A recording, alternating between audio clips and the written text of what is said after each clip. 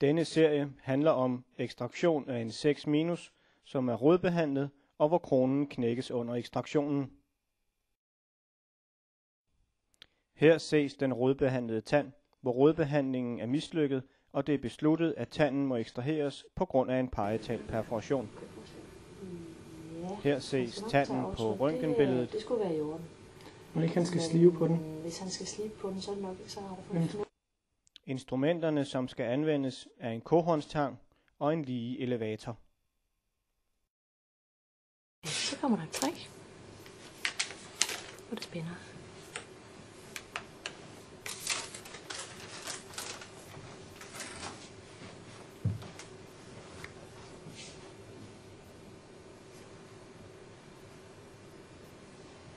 Der lægges en mandibularanalgesi, først med et depot til lingualis fra den modsatte mundvinkel, og derefter rettes op med vanlig indirekte teknik med henblik på at lægge et depot til nervus alveolaris inferior. Der foretages en aspiration, og herefter lægges ca. 1,5 ml lokalanalgesi til nervus alveolaris inferior ved udførselsgangen. Så kommer der et prik til. Herefter lægges et depot til nervus buccalis, som i visse tilfælde innerverer den fasciale gingiva pummolarerne i underkæben.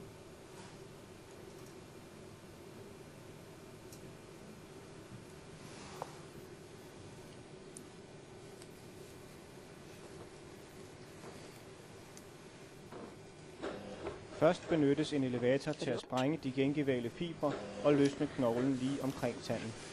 Her ses kohornstangen, som benyttes til at affrakturere selve kronen.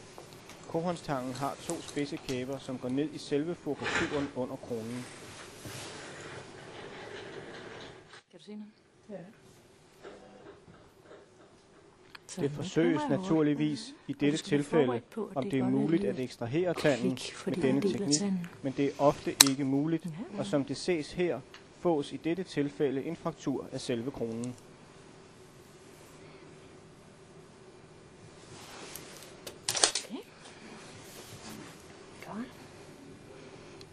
Herefter anvendes den lige elevator til at elevere på den resterende del af roden.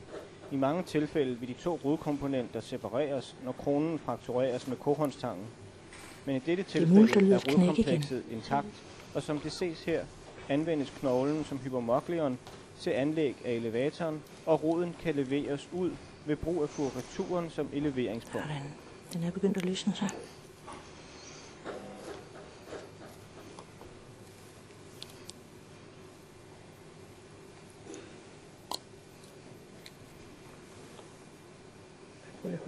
Her ses tanden ude med begge rodkomponenter sammenhængende, hvilket langt fra altid er muligt. Efter ekstraktionen foretages kompression på alveolen.